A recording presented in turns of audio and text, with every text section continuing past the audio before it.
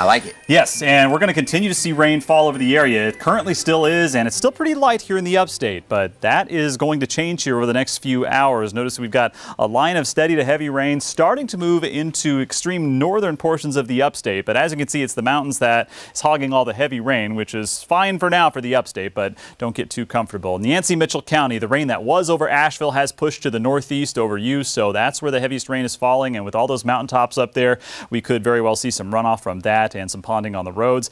Additionally, we still have this flood warning in effect for Transylvania, Henderson County till 9:30. That's where the heavier rain was falling, in addition to the fact that we've got the French Broad River moving through there that's above flood stage, or is expected to be.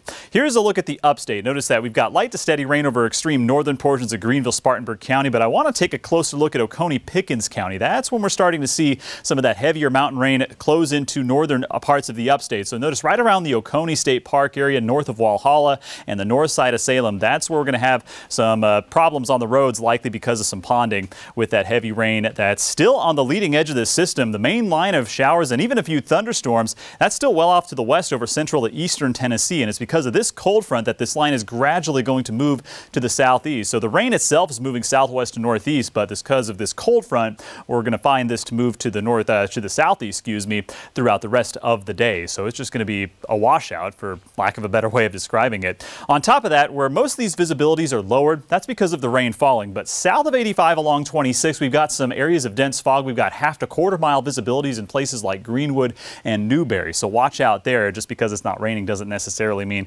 things are going to be a little bit dicey on the road. 7 o'clock, still widespread rain in the mountains, but that's when we'll start to also see some isolated bands of heavy rain move into the upstate. 10 a.m., notice that we're going to have more widespread rain move into the upstate. So 10 a.m., that's going to be the beginning of our likely rainiest stretch here in the upstate. Mountains, you're still going to be in the middle of it, but by noon, most of the heavy rain will start pushing out of your area and into the upstate. So lunchtime, plan for widespread rain in the upstate and look for about 2 o'clock, 3 o'clock or so for that to be completely out of the upstate. So we're looking at around 1 o'clock or so in Greenville, but if you live south of 85, that's going to stick around a little while longer, leaving us dry for Saturday.